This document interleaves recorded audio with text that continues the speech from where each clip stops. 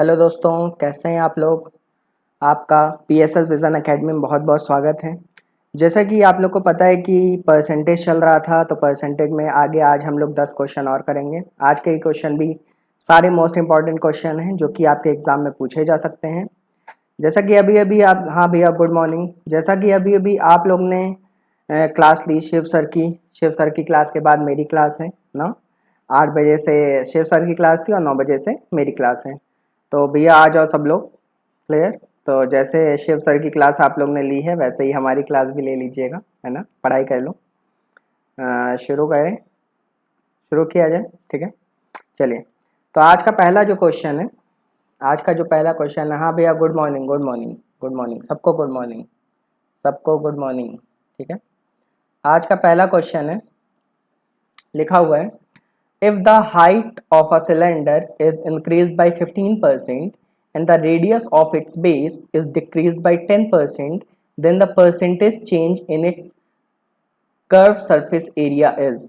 यदि किसी सिलेंडर की ऊंचाई 15% बढ़ जाती है और उसकी आधार की त्रिज्या 10% कम हो जाती है, तो उसके वक्र सतह क्षेत्र में कितना प्रतिशत का परिवर्तन आएगा। क्लियर है, ठीक है। वक्र पृष्ठ में कितने प्रतिशत का परिवर्तन आएगा, क्लियर है। सबसे पहले तो बेटा, अब इस क्वेश्चन में अगर बच्चे को कुछ भी नहीं आता है तो सबसे पहले तो उसको यही पता होना चाहिए कि सिलेंडर क्या होता है ना।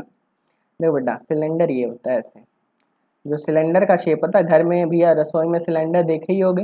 हाँ, उसी वाले सिलेंडर की बात हो रही है ना, जिस पे खाना बनता है, जिसकी हेल्प से खाना बनता है ना। समझ गए ना, ये होता है सिलेंडर, है ना। बात समझ गए। तो ये जो सिलेंडर है, तो इसके वक्र सतह की बात हो रही है। देखो, वक्र सतह जानते हो क्या होता है। ये जैसे ये जो ऊपर वाला भाग है इसको अगर मैं हटा दूं और ये जो नीचे वाला भाग है इसको हटा दूं, ये जो किनारे किनारे वाला पोर्शन है, किनारे किनारे वाला, ठीक है, इसी को क्या कहते हैं बेटा, कर्व सरफेस एरिया या फिर वक्र पृष्ठ कहते हैं, ठीक है। और जो कर्व सरफेस एरिया, सी का मतलब कर्व, एस का मतलब सरफेस, ए का मतलब एरिया, और किसी भी सिलेंडर का जो कर्व सरफेस एरिया होता है बेटा वो होता है 2πRh। क्या होता है बेटा, 2πRh। क्लियर है। देखो, मैं मेंसुरेशन नहीं पढ़ा रहा हूँ, है ना, मेंसुरेशन नहीं पढ़ा रहा हूँ, परसेंटेज का क्वेश्चन है, लेकिन पूरे अच्छे से बेसिक कॉन्सेप्ट से बता रहा हूँ ना। सिलेंडर ऐसा होता है, अगर मैं इसके ऊपरी भाग को और निचले भाग को हटा दूं तो जो किनारे किनारे वाला पोर्शन बचता है इसी का एरिया क्या कहलाता है, कर्व सरफेस एरिया व वक्र सतह क्षेत्रफल, ठीक है। और इसका एरिया होता है 2πRh। बेटा देखो, 2 एक तरह का कांस्टेंट नंबर है। क्या 2 की कभी वैल्यू चेंज होती, नहीं चेंज होती है ना, तो 2 एक तरह का क्या है, कांस्टेंट नंबर है, ठीक है। अब कांस्टेंट नंबर है तो उसको हटा दो, ठीक है। कांस्टेंट नंबर का परसेंटेज में कोई यूज नहीं होता है, ठीक है। पाई पाई की वैल्यू भी 22/7 या 3.14 होती है, इसको भी हटा दो। बचा गया आर और एच। इसका मतलब जो आर और एच है वो अपनी वैल्यू बार बार चेंज कर सकते हैं, क्योंकि आर भी वेरिएबल है और एच भी क्या है, वेरिएबल है। क्लियर है। तो अगर आर और एच अपनी वैल्यू चेंज कर सकते हैं, इसका मतलब सिलेंडर का जो कर्व सरफेस एरिया होता है वो 2 के ऊपर डिपेंड नहीं करता, पाई के ऊपर डिपेंड नहीं करता, आर और एच के ऊपर डिपेंड करता है। किसके किसके ऊपर, आर और। इसका मतलब ये हो गया कि जैसे जैसे मैं रेडियस और हाइट चेंज करता जाऊंगा वैसे वैसे कर्व सरफेस एरिया भी क्या होता जाएगा बेटा, चेंज होता जाएगा। ये बात सबको क्लियर है, ठीक है।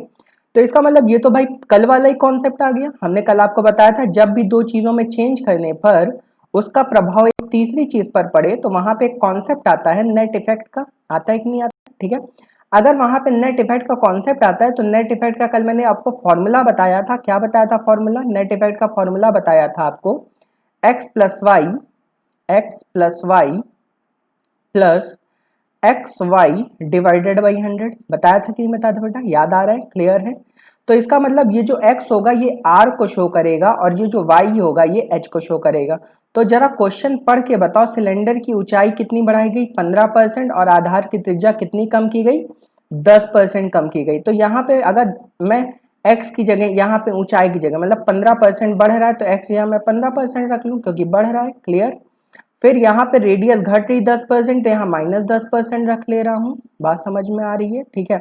और माइनस क्या होगा, 15 गुणे 10 और बटे क्या बेटा, 100। क्लियर है भाई, समझ में बात आ रही है। ये 0 से 0 को उड़ा दिया मैंने। क्लियर। 15 में से 10 गया, कितना बचा, 5 बचा, माइनस 1.5 आएगा भाई, 15/10 1.5 आएगा ना।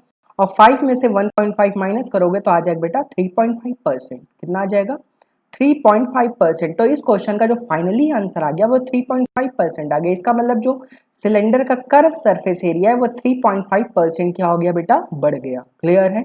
अगर यहाँ पे माइनस साइन आगे लग जाता तो इसका मतलब उसका एरिया 3.5% क्या हो गया, घट गया। बात समझ में आ रही है क्या? क्लियर है। मैं एक बार फिर से एक्सप्लेन कर दूं ना बेटा, देखो ये सिलेंडर है हमारा, सिलेंडर के ऊपर वाला और नीचे वाले भाग को हटा दो तो जो किनारे किनारे वाला पोर्शन होता है उसी को क्या कहते हैं, कर्व सरफेस एरिया कहते हैं। और जो कर्व सरफेस एरिया का फॉर्मूला बचपन में बताया गया है 2πr/h होता है। तो ये परसेंटेज की बात हो रही, तो परसेंटेज में कभी भी कांस्टेंट वैल्यू हमारा कुछ बिगाड़ नहीं सकती है। हमारा बिगाड़ कौन सकता है, वैल्यू चेंज किसकी वजह से होती है, वेरिएबल की वजह से होती है। तो इसका मतलब जो कर्व सरफेस एरिया के एरिया में वो परिवर्तन आएगा, चेंज आएगा, वो रेडियस और हाइट की वजह से आएगा। तो यहाँ आप देख रहे हो कि यहाँ हाइट 15% बढ़ रही थी तो यहाँ +15 रख लिया, रेडियस 10% घटी तो -10 -15 गुणे 10/। क्लियर है भाई? भाई क्लियर हो तो एक बार थम्स अप कर दो, ठीक है। अगर आपको मेरी बातें समझ में आ रही तो एक बार आप लोग थम्स अप कर दीजिए, उससे हम लोग का मोटिवेशन बढ़ेगा। आप तक हम लोग और खतरनाक वीडियोस भी ले आएंगे, ठीक है, धीरे धीरे। तो इसलिए खतरनाक का मतलब ये नहीं कि बेटा जिससे आपको डर लग जाएगा, खतरनाक का मतलब कि खतरनाक कॉन्सेप्ट आपके सामने आ जाएंगे। ओहो, अगला क्वेश्चन देखो, बहुत ही अच्छा क्वेश्चन आ चुका है। अगला क्वेश्चन कह रहा है if each side of a cube is increase by 10% the volume of the cube will increase by. यदि किसी घन के प्रत्येक, ये जो पक्ष लिखा है ना इसको भुजा कर लेना, ठीक है। प्रत्येक भुजा में 10% की वृद्धि की जाती तो घन के आयतन में कितने प्रतिशत की वृद्धि होगी। यदि किसी घन के प्रत्येक भुजा में 10% की वृद्धि की जाती तो घन के आयतन में कितने % की वृद्धि होगी, ये आपको बताना है। भैया गुड मॉर्निंग, ठीक है, चाय वाय पी ली है? चलिए चाय वाय पी ली है तो आ जाओ, पढ़ाई कर लो यार। वीडियो को यार एक बार लाइक कर दो भाई, वीडियो को लाइक कर दो, शेयर कर दो, ठीक है। स्क्रीनशॉट लेते जाया करो, ठीक है।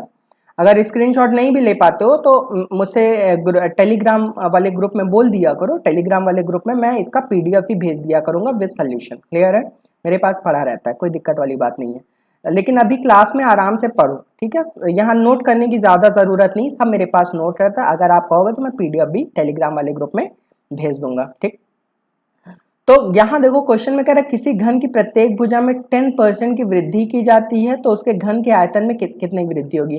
बेटा सबसे पहले आपको ये घन पता होना चाहिए क्या होता है। घन का मतलब होता है बेटा क्यूब, ठीक है।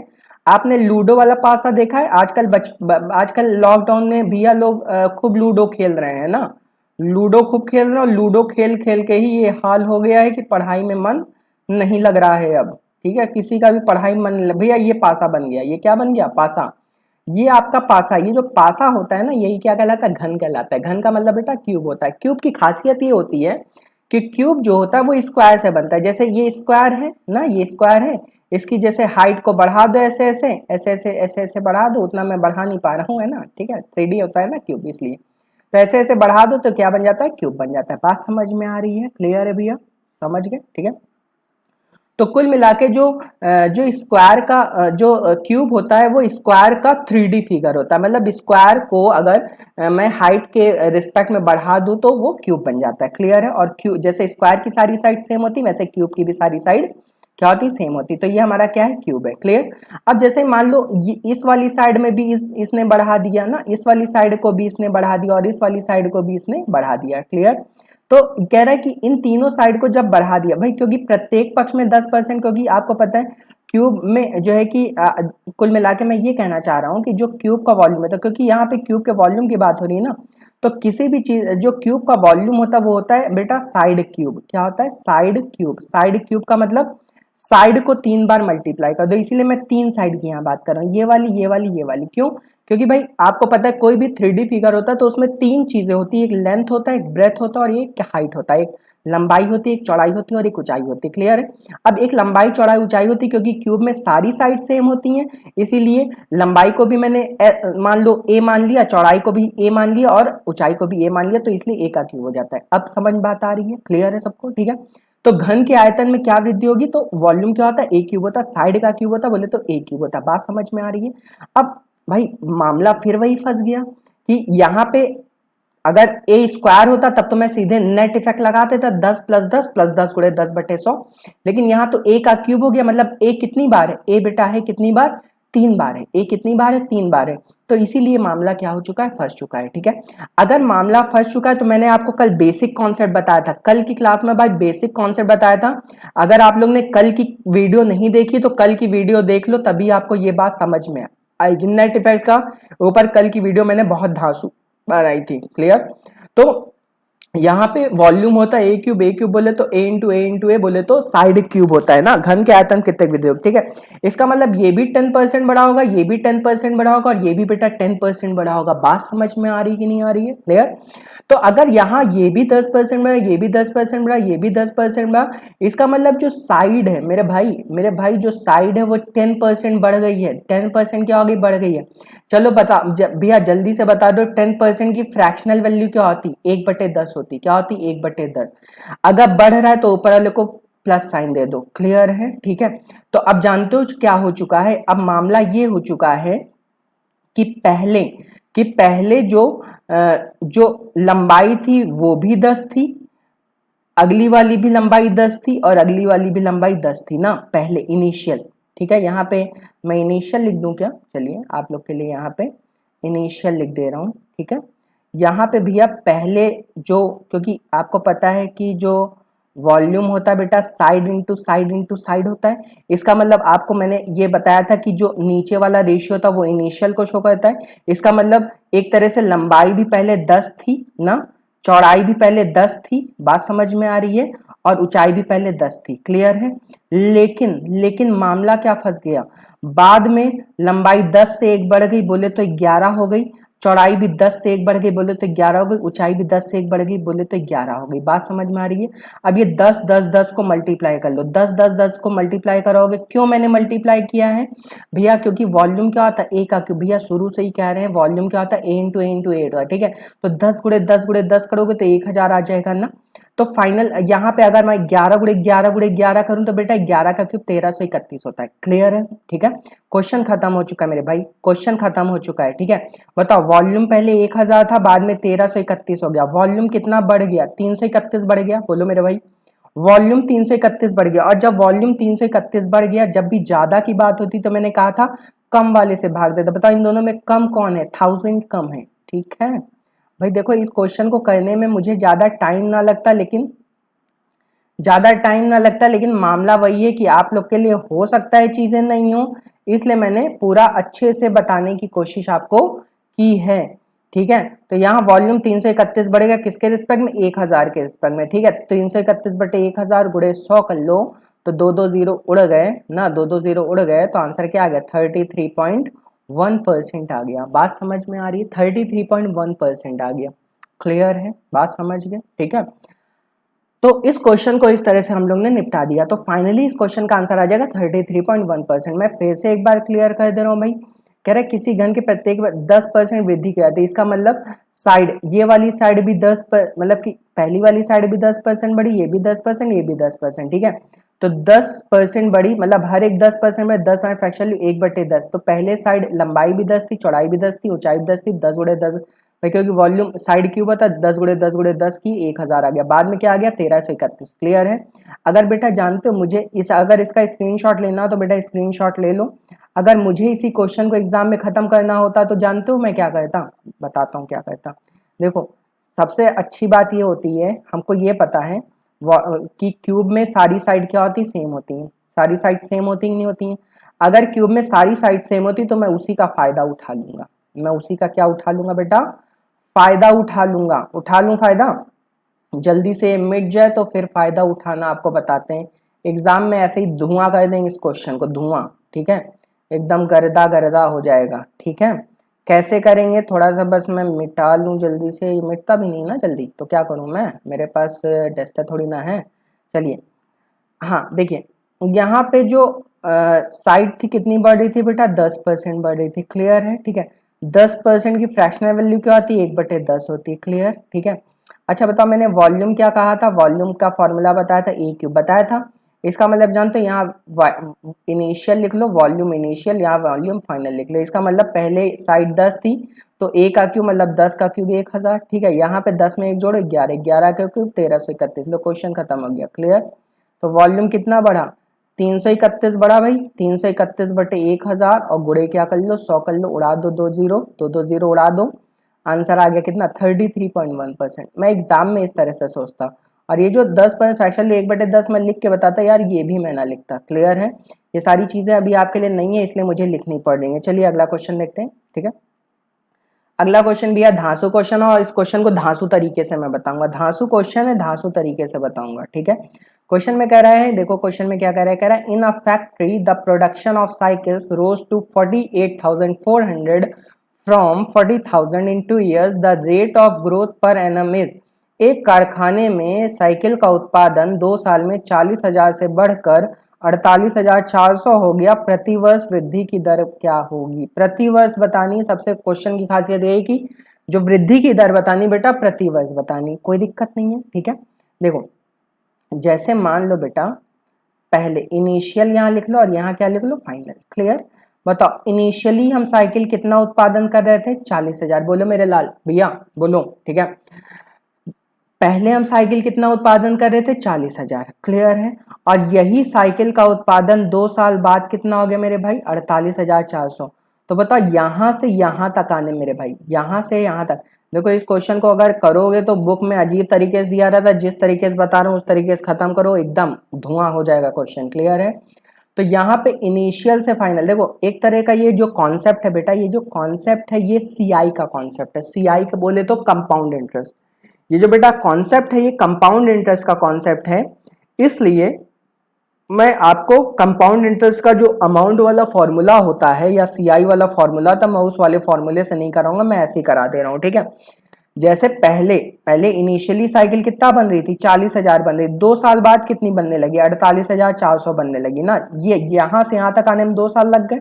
अब जानते हो मैं इस 2 साल को 1 साल में कन्वर्ट कर लूंगा और हमारा आंसर, क्योंकि आंसर हमसे प्रतिवर्ष पूछा जा रहा है ना, तो जानते हो 2 साल को 1 साल में जानते हो कैसे कन्वर्ट करूंगा, जैसे यहाँ 2 साल है तो कुछ ना किया करो, बस स्क्वायर रूट ले लिया करो। क्या ले लिया करो? वर्गमूल। ठीक है, सबसे पहले ये 2 जीरो उड़ा दो, ये सारी चीजें अब रेशियो फॉर्म में मैं बात करने लगा। 2 जीरो उड़ा दिया, बताओ बेटा अंडर 400 की वैल्यू क्या होती? 20 होती कि नहीं होती मेरे भाई? ठीक है, अंडर 484 वैल्यू क्या होती? 22 होती है। 21 का स्क्वायर 441 होता है, 22 का स्क्वायर 484। ठीक है, तो अब ये जानते हो कितने साल की बात होने लगी? 1 साल की बात होने लगी। कितने साल की? जैसे यहाँ पे ये जो बात हो रही थी ये 2 साल की बात हो रही थी ना, अब ये कितने साल की बात होने लगी? 1 साल की। क्वेश्चन खत्म हो चुका है, क्वेश्चन खत्म हो चुका है, वृद्धि की दर निकाल दे रहा हूँ।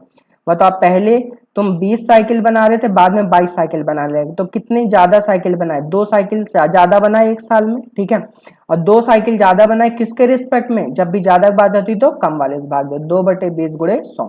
ठीक है, 20 पंचे 100, तो फाइनली इसका आंसर क्या आ गया? 5 दूना 10%। लो भैया उड़ा दिया क्वेश्चन।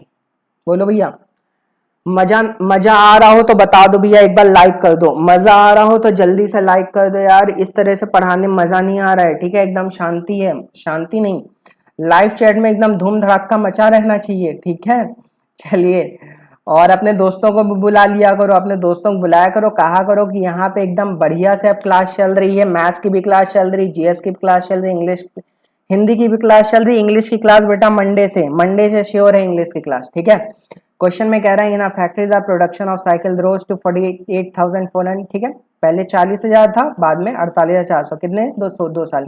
कुछ बच्चे कह रहे मान लीजिए यहाँ 3 साल होता तो बेटा मैं क्यूब रूट ले लेता, 4 साल होता तो 4 रूट ले लेता। बात समझ में आ रही? वो सीआई में बताऊंगा, अभी इतना सीख लो। ठीक है, वैसे भी जेल प्रेरी में ज्यादा कुछ पूछने वाला है नहीं, ये क्वेश्चन भी आ जाए तो समझ लो जेल प्रेरी के हिसाब से बहुत बड़ा क्वेश्चन ये माना जाएगा। क्लियर, चलिए अगला क्वेश्चन देखते हैं। अगले क्वेश्चन में कह रहा है इन एन एग्जामिनेशन, बेटा कह रहा है in an examination there were 1000 boys and 800 girls, if 60% of the boys and 50% of the girls passed, find the percent of the field students. एक परीक्षा में 1000 लड़के और 800 लड़कियां थी, अगर 60% लड़के और 50% लड़कियां पास हुई तो असफल छात्रों का प्रतिशत क्या होगा? भैया लड़के ज्यादा प्रतिशत में पास हो रहे हैं, क्या हो गया था? चलो कोई दिक्कत नहीं है। ठीक है, क्वेश्चन में कह रहा है एक स्कूल में 1000 लड़के थे और 800 लड़कियां थी, लड़के कितने पास हुए? 60%। कितने लड़के पास हुए? 60%। अच्छा ये बताओ ये जो 1000 लड़के हैं बेटा, ये जो 1000 लड़के, मैं थोड़ा सा डायरेक्ट क्वेश्चन करा रहा हूँ क्वेश्चन। ठीक है, ये जो 1000 लड़के ये अपने आप में 100% होंगे कि नहीं होंगे? बात बोलो भाई, कह दो, अगर आ रहा है तो कह दो हाँ। ठीक है, 1000 लड़के जो है ये अपने आप में क्या होंगे 100% होगा। उस 100% में कितने लड़के पास हो गए 60%। अगर बेटा 60% पास हो गए तो बताओ फेल कितने होंगे, हमसे फेल की तो बात हो रही है ना। कुछ बच्चे क्या करते हैं पहले 1000 का 60% निकालते हैं, फिर 600 आता है, फिर उसको 1600 मान, ये सब काम नहीं करना है, डायरेक्ट क्वेश्चन करो ना। 1000 अपने आप में 100%, 100% में 60% लड़के क्या हो गए पास हो गए, तो बताओ फेल कितने हुए 40%। किसका 40%? 1000 का ना। तो 1000 का 40% लड़के क्या हो गए बेटा फेल हो गए। अगर 1000 का 40% निकालोगे मेरे भाई तो कितना आ जाएगा 400 आ जाएगा। 1000 का 40% 400 आ गया, ठीक है। ये लड़कों की बात हो रही है, ठीक है। इसी तरह मैं लड़कियों का भी निकाल सकता हूँ। तो ये बताओ 800 लड़कियां थी, तो ये जो 800 लड़कियां ये अपने आप में 100% होंगी, तो उस 100% 50% लड़कियां क्या हो गई पास होंगी। अगर 50% पास होंगी तो 50% क्या होंगी बोलो फेल हो जाएंगी। बोलो भाई, ठीक है। 800 का 50% भी कितना होता है 400 ही होता है, क्लियर। तो 400 लड़के फेल हो गए और 400 लड़कियां फेल हो गई, क्लियर है। तो भाई अगर मुझसे कह रहा है असफल छात्रों का मतलब टोटल फेल स्टूडेंट्स का मुझे प्रतिशत बताना है। टी का मतलब टोटल, एफ का मतलब फेल, ठीक है। तो टोटल फेल स्टूडेंट का अगर मुझे प्रतिशत बताना है तो 400 लड़के फेल हुए, 400 लड़कियां फेल हुए, टोटल कितने फेल हुए 800 लोग फेल हुए कि नहीं हुए। अब 800 लोग कितने में से फेल हुए 1000 प्लस 800, टोटल में से देखा करो 1000 प्लस 800 मतलब टोटल कितने में से फेल हुए 18 में से 100 में फेल हुए। बात समझ में आई, ठीक है। इनटू क्या कर लो बेटा 100, ये दो जीरो उड़ा दिए, क्लियर है। इसको काट लो, काट लें, किससे काट लें 2 से काट लेते हैं, ठीक है। 400 आएगा और इधर 9 आ जाएगा ना। 9 चौक 36, 9 सौ 36, 44 से 4/9% आ जाएगा ना। असफल छात्रों का प्रतिशत क्या होगा 44 से 4/9%, ये आपका आंसर है, क्लियर है सबको, ठीक है। चलिए अगला क्वेश्चन देखते हैं भाई। अगला क्वेश्चन आ गया, ओके। चलिए अगला क्वेश्चन, अगले क्वेश्चन देख क्या कह रहा है। In an examination a candidate must secure 40% marks to pass. A candidate who gets 220 marks fails by 20 marks, find the maximum marks for the examination. एक परीक्षा में एक उम्मीदवार को उत्तीर्ण होने के लिए 40% अंक सुरक्षित होना चाहिए, मतलब 40% अगर वो मिल जाता है तो वो पास हो जाता है, क्लियर है। एक उम्मीदवार जो 220 अंक प्राप्त करता है वह 20 अंकों से फेल हो जाता है, परीक्षा के लिए अधिकतम अंक क्या होंगे।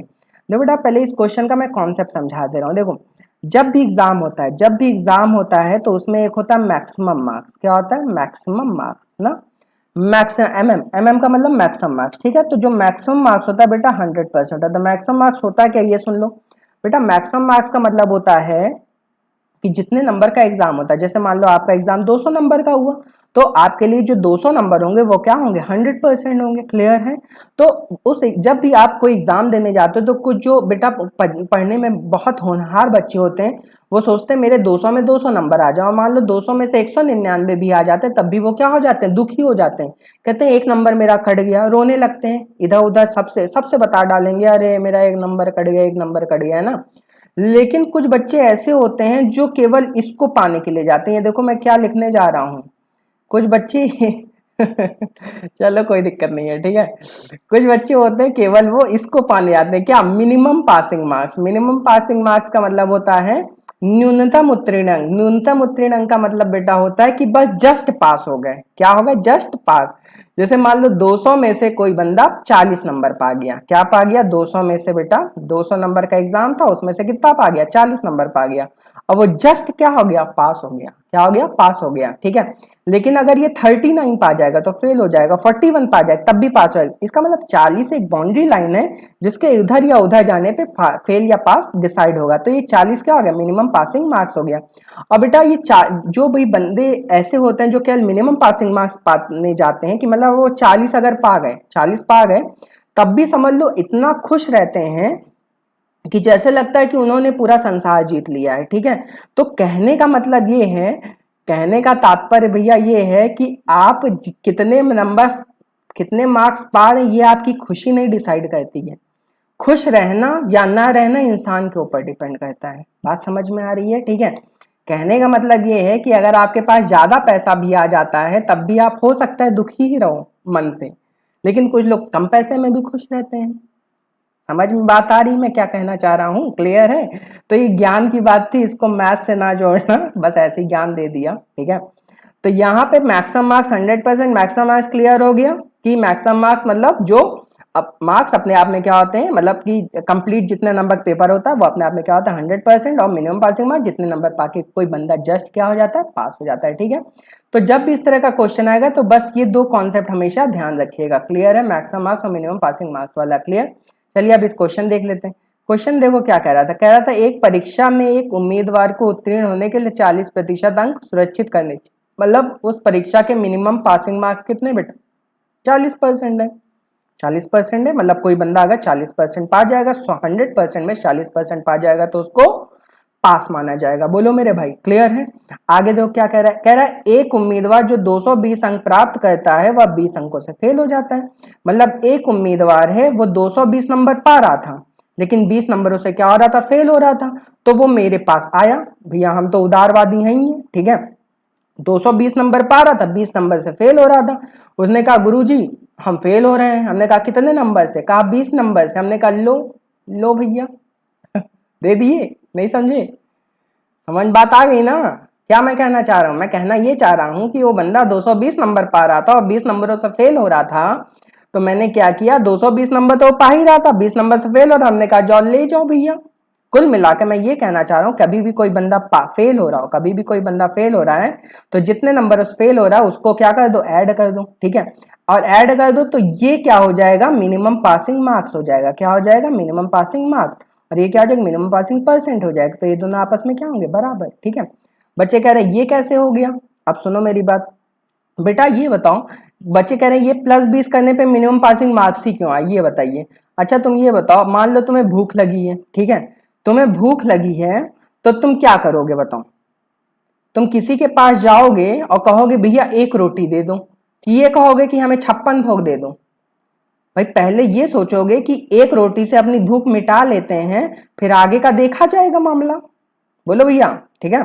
तो कुल मिला के बात ये है कि अगर वो, उसको पता था कि मैं 220 पा रहा हूं, 20 नंबर मुझे और मिल जाए तो मैं जस्ट पास हो जाऊंगा, तो वो मुझसे कितने नंबर डिमांड करेगा, 100 नंबर की डिमांड थोड़ी ना करेगा। वो बस ये कहेगा कि सर इतने नंबर दे दीजिए जितने से मैं क्या हो जाऊं, पास हो जाऊं। ठीक है, तो 40% पा रहा, 40% मिनिमम पासिंग परसेंट थे। ठीक है, 220 नंबर पा रहा था, 20 नंबर फेल है, मैंने 20 नंबर उसको और पकड़ा दिया, वो क्या हो गया, पास हो गया। ठीक है, अब इस क्वेश्चन में ज्यादा बात नहीं करूंगा, बहुत बातें हो गई। ठीक है, 220 में 20 जोड़ोगे बेटा कितना आएगा, 240 आएगा। बोलो मेरे लाल, क्लियर है, मजा आ रहा है भैया, मजा आ रहा है तो एक बार थम्स अप कर दो। क्लियर है, ठीक है, कहानियां आज बहुत चल रही हैं ना। कह रहे परीक्षा के लिए आ गए भैया, आ जाओ आ जाओ सब लोग आ जाओ। ठीक है, गुड मॉर्निंग गुड मॉर्निंग। ठीक है, अब जगे हो, चलो उठ जाओ।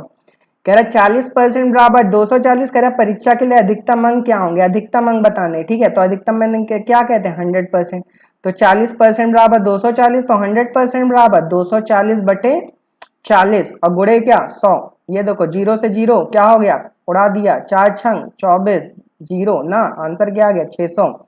इसका मतलब एग्जाम जो हुआ कितने नंबर का होगा, 600। इसका मतलब जो एग्जाम हुआ होगा उस एग्जाम के जो मैक्सिमम मार्क्स है वो कितने बेटा, 600 है। बोलो भाई मजा आ गया।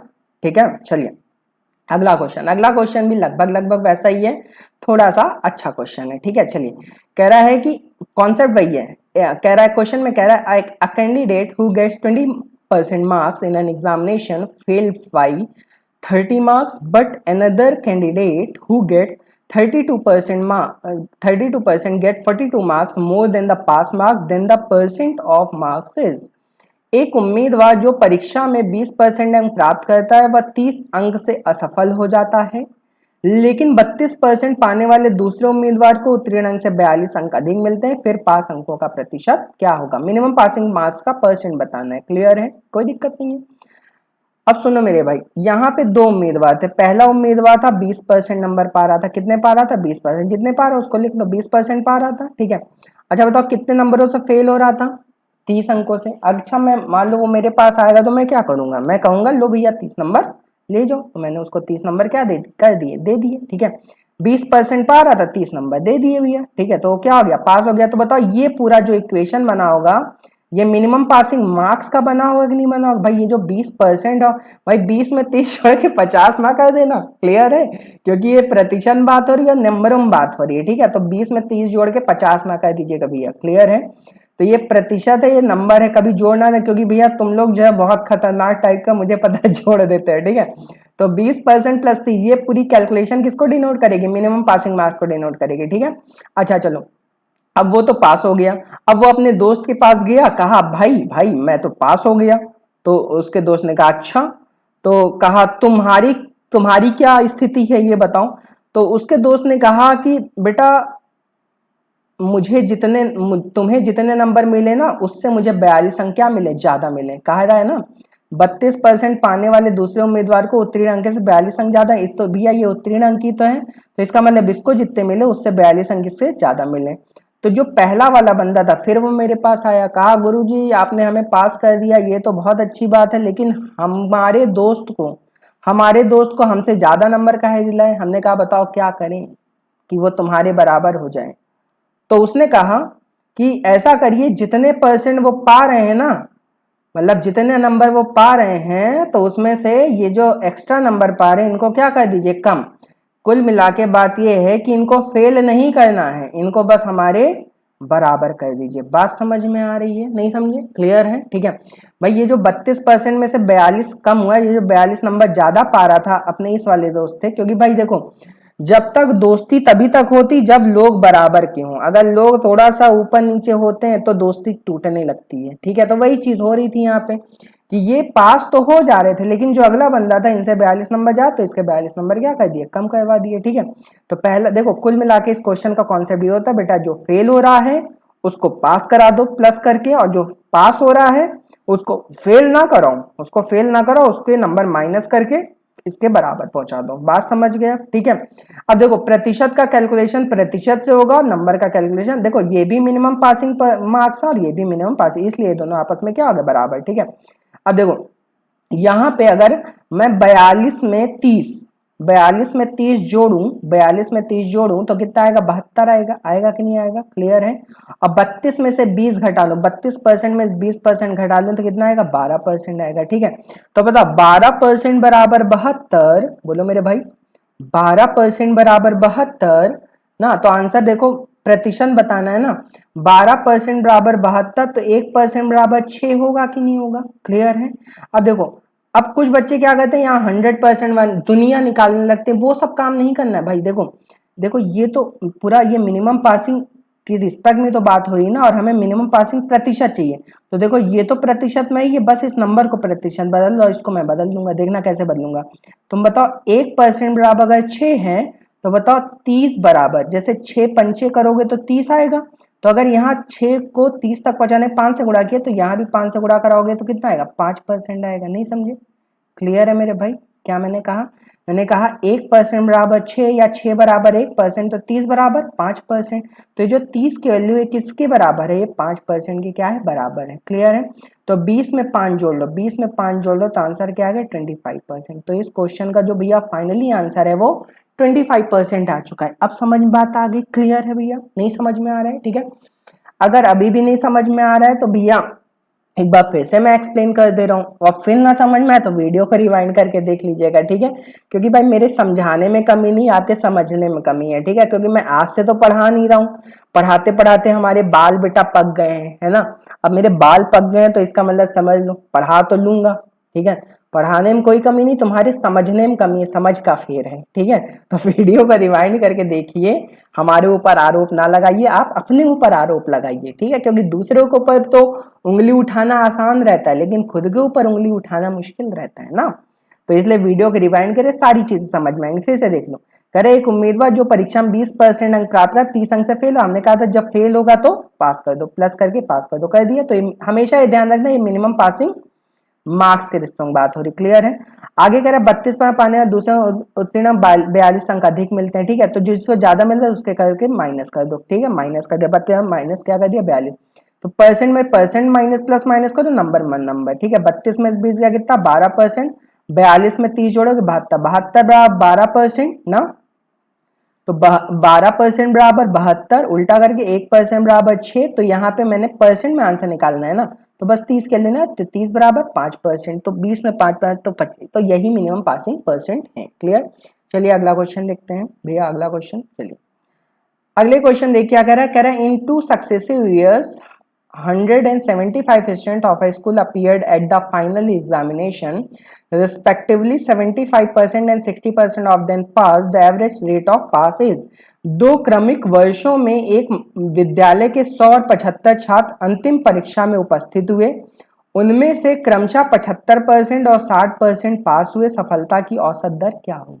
ठीक है, ये क्वेश्चन भी अच्छा है और बेटा ये क्वेश्चन आ सकता है आपके जेल प्रहरी के एग्जाम में ना। अब देखो सफलता की औसत दर बतानी है ना। ये बता, यहाँ स्टूडेंट कितने थे? 100 में से पास कितने हुए बेटा? 75% ना। तो आप पहले ईयर का निकाल लेते, फर्स्ट ईयर का ना, फर्स्ट ईयर का निकाल लेते कितने पास हुए ना। क्या कर लें? 100 का 75%। बोलो मेरे भैया, 100 का 75%। ठीक है यार, गर्ल्स कह रही हैं कि हम सबको भैया ही कहना। भैया सब हमारे लिए भैया ही है, ठीक है, कोई दिक्कत नहीं है। ठीक है, तो यहाँ 100 का 75% कितना होगा? 75 होगा ना। क्लियर? तो 100 का 75% 75 हो गया। ठीक है, मतलब 100 लोगों ने एडमिशन लिया होगा पहले साल, तो उसमें 75% क्या हो गया? पास। 100 का 75% 75 हो गया ना। सेकेंड ईयर की बात कर ले तो सेकेंड ईयर में कितने लोग हैं? 75 लोग हैं, उसमें से कितने पास हो रहे हैं? 60% ना। तो क्या कर लो? 75 का 60% निकाल लो। बोलो भैया। ठीक है, 75 का 60% कितना होगा? 75 का 60% होता है 45 होता, यही होता है, देख लो एक बार। ठीक है, कोई दिक्कत नहीं है। 15 चौक 60, 75 का 60% निकालो ना। नहीं निकाल पाओगे? मैं निकालूं? तुम लोग कुछ भी नहीं करोगे, बैठे रहोगे केवल। 25 तिया 75, 25 चौक 100 और इधर 15, 15 तिया 45। सब समझ गए ना? ठीक है, तो फर्स्ट ईयर में जो पास है वही तो 45 कह रहा था यार। ठीक है, तुम लोग जब नहीं करोगे तो मुझे ही करना पड़ेगा ना। तो पहले में 100 लोग थे, 100 में 75% पास। 100 का 75% कितना होगा? 75। अगले में 75 लोग थे, 60% पास, 75 60%। ठीक है, अब देखो मैं एवरेज औसत दर निकालने जा रहा हूँ, सीधे निकाल दे रहा हूँ। ठीक है, तो अब एवरेज और सफलता की औसत दर निकालने के लिए बस क्या करो? इन दोनों को जोड़ लो। इन दोनों को जोड़ो, कितना होगा? 75 45, 75 5 जोड़ो 80, और 80 40 कितना होगा बेटा? 120। ठीक है, इसका मतलब टोटल 120 लोग पास हो रहे हैं और मुझे एवरेज निकालना है। तो एवरेज निकालने के लिए क्या कर लो? ये जो जितने लोग पास हो रहे हैं वो कितने में से पास हो रहे हैं? इतने में से पास हो रहे हैं। समझ गए? तो 120 लोग पास हो रहे हैं कितने में से? 175 में से। क्लियर है? और इंटू क्या कर दो? 100। ऐसे ही सफलता की औसत दर निकलेगी। समझ गए भैया? 120 लोग पास हो रहे हैं कितने में? 175 में। ठीक है, इसको उड़ा देते हैं, उड़ा दें 25 से। 25 से 175, 25 चौक 100 और ओहो। ठीक है, 25 चौक 100, 12 चौक 48, 480/7%। और 480/7% का आंसर हमें कौन बताएगा? चलो 7 का टेबल पढ़ो भैया। 7 छंग 42, बोलो 7 छंग 42, 6 7 8 56 ना। तो 68 से 4/7% इसका फाइनल आंसर होगा। आ गया कि नहीं आ गया? समझ गए? कुछ किया नहीं बेटा। 100 में 75 निकाल लिया। 100 का 75 75, 75 का 60% 45, 75 में 45 जोड़ोगे 120 आएगा। 120 लोग पास हो रहे हैं कितने में से? 175 में से। ठीक है, 120 बार 75 गुणे 100 कर लो, आंसर आ जाएगा। बोलो भैया। ठीक है, चलिए अगला क्वेश्चन करें। अगला क्वेश्चन 3 क्वेश्चन और कराऊंगा बस भैया। ठीक है, कह रहा है in a college 40% of the student were allotted group A, 75% of the remaining of given group B and the remaining 12 students were given group C, then the number of students who applied for the group is। एक college में 40% छात्रों का समूह को ए आवंटित किया गया था, ए ग्रुप। शेष के 75% समूह को बी ग्रुप, शेष 12 को समूह सी दिया गया था। समूह के लिए आवेदित छात्रों की संख्या बतानी है। क्लियर है? कोई दिक्कत नहीं है। ये क्वेश्चन देखो एक लाइन का क्वेश्चन होता है, बस इस क्वेश्चन थोड़ा सा कॉन्सेप्ट समझ लो। जैसे मान लो कॉलेज में टोटल एक्स स्टूडेंट के कितने थे? एक्स। ठीक है, जैसे ही एक्स लिखता हूँ लोगों को मजा आने लगता है। बेटा मजा नहीं आना है, उनकी बात नहीं हो रही है। ठीक है, ये वाले एक्स की बात हो रही है। ठीक है, तो यहाँ पे आवेदन वाले छात्रों की संख्या बताएं। टोटल छात्र कितने? एक्स हैं। क्लियर है? अगर टोटल छात्र एक्स है, कह रहा है 40% को समूह ए में आवंटित किया गया था, 40%, और शेष के 75%। ये जो शेष लिखा है ना, ये बहुत इंपॉर्टेंट है। ये जो शेष लिखा है, शेष, यहाँ जो शेष लिखा है ये इंपॉर्टेंट बेटा बहुत है। ठीक है, अब जानते हो क्या करेंगे? जब भी शेष लिखा रहता है तो जो 40% है इसको सीधे 100 में से घटा के यहाँ लिख दिया करो। समझ गए? ये जो 75% है सीधे 100 में से घटा के यहाँ लिख दिया करो। ठीक है, क्योंकि भी अगर 40% समूह ए में चलेगा तो 100 में से 40 लोग चले गए, बचे कितने? 60। तो वही रिमेनिंग यहाँ लिखा जाएगा। समझ गए ना? ठीक है, तो टोटल एक्स लोग थे, शुरुआत में टोटल एक्स थे, एक्स में से 100%। ठीक है, तो ये जो 100% इसमें 40% समूह ए में चलेगा तो बचे कितने? 60%। ठीक है, अब ये जो x का 60% बचा हुआ ये भी अपने आप में क्या 100% है। तो ये जो अब बचा हुआ है इसमें से शेष के 75%। ठीक है, अब इसमें से 75% अगर बी में चले गए, ठीक है, तो अब यहाँ फिर शेष लिखा हुआ है, तो फिर यहाँ क्या कर लो, 100 में से फिर 75 घटा लो, कितना आएगा, 25% आएगा। बात समझ गए, नहीं समझ गए? ठीक है भाई, देखो ऐसा होता है कि ये टोटल एक्स जो है ना, ये अपने आप में 100% है, ठीक है। 100 में से 40% तो ए में चलेगा, तो बचे कितने, 60%। ये जो एक्स का 60% है ना, ये पूरा बेटा एक्स का जो 60% है, ये पूरा भी अपने आप में क्या है, 100% है। तो इस 100% में 75% बी समूह में चले गए ना। अगर 100 में 75% बी समूह में चले तो सी में कितने आएंगे, 25% जाएंगे। इस टोटल का 25% सी में जाएंगे, और सी में ये देखो कितने गए, 12 गए, ठीक है। तो इसका मतलब ये पूरी कैलकुलेशन 12 की क्या होगी, बराबर। उड़ा दो भैया, खत्म कहानी। 4 ना, इसको काटोगे 15 आएगा, बोलो भाई क्लियर। तो यहाँ पे भैया करोगे तो कितना आएगा, 1200 बटे 15, और 15 अठे होता है 120। पहाड़ा भैया याद कर लो, घर के किसी कोने या तने में बैठ के पहाड़े याद कर लो, क्योंकि छोटे भाइयों को पता चलेगा तो छोड़ेंगे नहीं। मम्मी के पास जाएंगे और कहेंगे भैया को अभी तक पहाड़ा नहीं याद है, पीएचडी कर लिए हैं, पीएचडी कर ली और 15 का पहाड़ा अभी तक भैया को याद नहीं है, ठीक है। और मैं पीएचडी भी किए तो एमएससी बीएससी में भी मैथ्स था, एमएससी में भी मैथ्स था, और पीएचडी भी खूब पता नहीं मैथ्स वैथ से किए हैं। तो पूरा रिसर्च विसर्च मैथ्स में पूरी कर लिए, लेकिन 15 का टेबल नहीं याद, बच नहीं पाओगे तुम लोग। तो इसलिए पहाड़ा अब याद कर लो, घर के कोने अतरे में बैठ के, छोटे भाइयों को पता ना चले। पता चल गया तो समझ लो तुम्हारी फिर खाना पानी हुक्का पानी सब बंद हो जाएगा घर में, ठीक है। चलो कोई दिक्कत नहीं है। तो यहाँ पे टोटल स्टूडेंट एक्स थे, एक्स के 40 समूह ए में गए, तो बचे कितने, बस देखो शेष के ऊपर ध्यान, शेष लिखा है तो माइनस करना ही करना है, ठीक है। कभी नहीं माइनस करना तो वही बताऊंगा, अभी 10वां क्वेश्चन उसी के ऊपर है, ठीक है। यहाँ 75% लिया, 100 में 75 घटा दो, 25%, ठीक है। तो एक्स का 60 में इंटू 25 बराबर 12, सॉल्व कर लो आंसर। बोलो मेरे भैया, ठीक है, मजा आ रहा है, मजा आ रहा है तो एक बार लाइक कर दो भैया, शेयर कर दो, दोस्तों को बुला लो अपने कि वहां पढ़ाया जा रहा है, चलो पढ़ो, ठीक है। उनको उठा के लाया करो यार, नेट पे बैठा दिया करो। 1.5 GB का क्या करते हो दिन भर बैठ के, दिन भर बैठ के भाई पबजी चलता रहता होगा तुम लोग का 1.5 GB में। 1.5 GB में हमको देखो मजा पूरा पबजी से दुगना देंगे मजा। पबजी में जितना मजा नहीं आता होगा उससे ज्यादा मजा हम दे देंगे। चलो कोई दिक्कत नहीं है, आ जाओ भैया अगला क्वेश्चन। कह रहा है a person gave 20% of his income to his elder son, 30% of the remaining to the younger son and 10% of the balance he donated to a trust. He is left with rupees 10,080. His income was, एक व्यक्ति ने अपनी आय का 20% अपने बड़े बेटे को दिया, शेष का 30% छोटे बेटे को, शेष 10% अपनी ट्रस्ट को दान कर दिया। लो पिताजी बहुत खतरनाक टाइप के थे, ट्रस्ट को भी दे दिए। दो बेटे पड़े थे, उनको नहीं पकड़ा सके, ट्रस्ट को भी देने लगे ना। और अंत में उन्होंने 10,080 रुपए की बचत भी कर ली, अपने लिए बचा लिए ना। तो उनकी आय क्या थी, कोई दिक्कत नहीं है। देखो हमने मान लिया जो पिताजी थे उनकी आय एक्स थी, कौन थी, एक्स, नहीं वो वाले नहीं, उस एक्स की बात नहीं है। तुम लोग तो बस उल्टा ही सीधा समझो, ठीक है, सवेरे सवेरे इधर उधर की बातें में लगे हुए हो। लिखा हुआ है एक व्यक्ति ने अपनी आय का 20% अपने बड़े बेटे को दिया। अगर 20% अपने बड़े बेटे को दिया तो देखो आगे कहीं शेष तो नहीं, ये देखो ओहो शेष लिखा हुआ है, ठीक है। और शेष ढूंढो, यहाँ शेष लिखा है, इसका मतलब फिर वही चीज है। टोटल एक्स पिताजी के पास था पैसा, ठीक है। एक्स में से 20% बड़े बेटे को दे दिया, ठीक है। अगर 20% भाई एक्स अपने आप में 100% 20% बड़े बेटे को दे दिया तो बचा कितना, 80%, सीधा 80% यहाँ चिपका दो, क्लियर है। फिर देखो शेष का 30% छोटे बेटे को, बेटा ये शेष है, अब ये शेष भी अपने आप में क्या है, 100% है, ठीक है। तो इसका 30% छोटे बेटे को दे दिया, बचा कितना, 70%, क्लियर है, बात समझ में आ रही है, ठीक है। और अब ये जो शेष, अगला जो शेष बचा ये भी, अब जो शेष बचा उसमें 10% ट्रस्ट को भी ध्यान कर दिया ना, शेष का 10%, ठीक है। अब ये जो शेष है इसका 10% ट्रस्ट को ध्यान दिया, बचा कितना, 90%। जब भी शेष लिखा रहे बिना बिना किसी संकोच के 100 में से माइनस किया करो, ठीक है। 100% में 20% गया 80%, 100 में से 30% गया 70, 100 में से 90%। और इसको ये सारी वैल्यू, अब ये पिताजी की ये पूरी क्या है, बचत है। ये पूरी जो इक्वेशन बनी पिता की बचत है, और ये 10,080 के क्या होगी, बराबर होगी।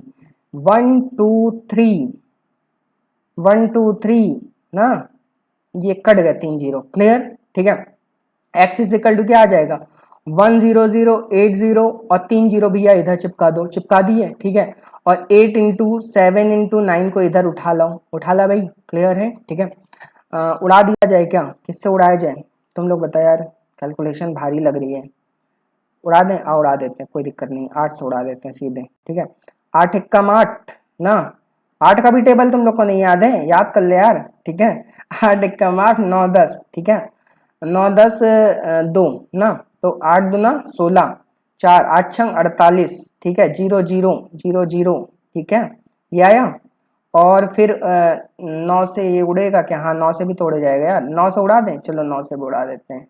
9 एकम 9, 10 11 3, 9 चौक 36, बोलो भैया 0 0 0 0, लपेट दिया 4 0 ना। अब बटे क्या? 7, काटो 7 दूना, 7 का टेबल तो याद ही होगा मेरे भाई, ठीक है। 7 वचन आधे लोग को याद होगा होंगे हैं, 7 का टेबल नहीं याद है, ऐसा पढ़ोगे। चलो आंसर क्या आ गया? 20,000। क्या करोगे? घर वाले क्या कहेंगे? बेटा नाक कटा दोगे क्या हमारी? चलो कोई दिक्कत नहीं है। हमने इस क्वेश्चन में कुछ नहीं किया था बेटा, वही काम किया था। पिताजी की टोटल आय x मान ली, x में से 20% बड़े बेटे को तो बचा कितना? 80%, 30% छोटे बेटे को तो बचा कितना? 70। ट्रस्ट को भी दे 10, बचा कितना? 9 बराबर। और काट पीट तुम मचा लेना भैया, काट पीट मचा लेना। सिर्फ सर प्लासी वासी का युद्ध पढ़ाते रहते हैं बक्सर अक्सर का, उन्हीं से पूछ लेना कैसे काट पीट की जाती। कोई तलवार वलवार हो सकती है उनके पास, उसी से सारे नंबर कट जाए, क्योंकि टेबल तो तुम लोग याद करने से रहे। चलो कोई दिक्कत नहीं है। अगला क्वेश्चन भैया आखिरी क्वेश्चन है आज का, फिर कल की क्लास में फिर मजे लिए जाएंगे और क्या ही करेंगे। चलिए अगला क्वेश्चन है, Ram spend 40% of his salary on good, 20% on house rent, 10% on entertainment and 10% on conveyance. इसको कन्वेंस को पता नहीं, कुछ लोग कुछ और पढ़ लेंगे भैया, ये कन्वेंस लिखा हुआ कन्वेंस ना, कन्वेंस मतलब याद है यार ना, कुछ और ना पढ़ लेना। If his saving at the end of a month are 1500 रुपए, then his salary per month is।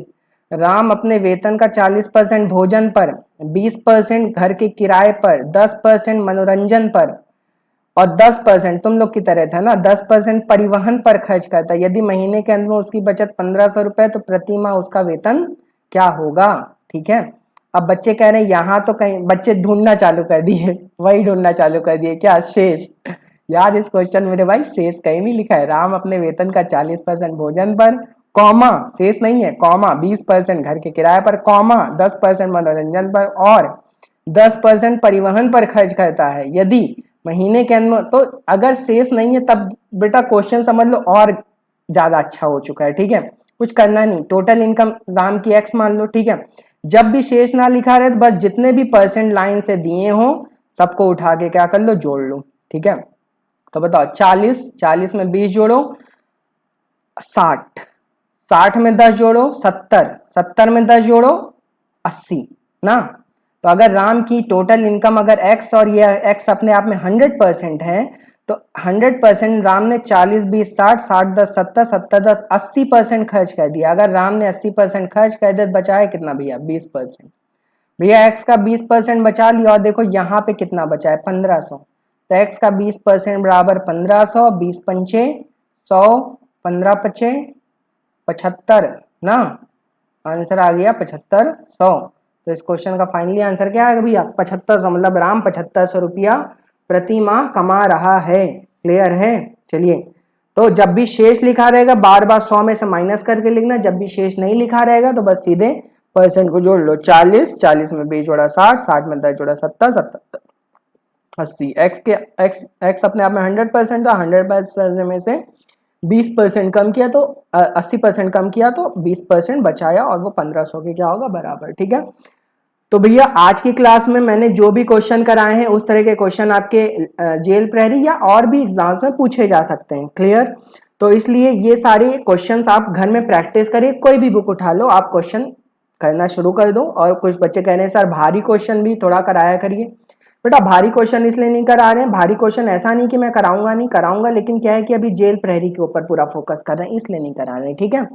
तो भारी क्वेश्चन आप लोग कहते रहिए, मैं भी कराऊंगा। आपको पता है मेरी आदत, भारी क्वेश्चन कराए बिना मैं मानता हूं नहीं, ठीक है। तो भारी क्वेश्चन कराए जाएंगे, लेकिन अभी थोड़ा धैर्य रखिए, ठीक है। थोड़ा सा आप लोग को एक लाइन में ले आए, फिर भारी भारी क्वेश्चन भी कराएंगे। क्लियर है? तो आज के लिए इतना ही।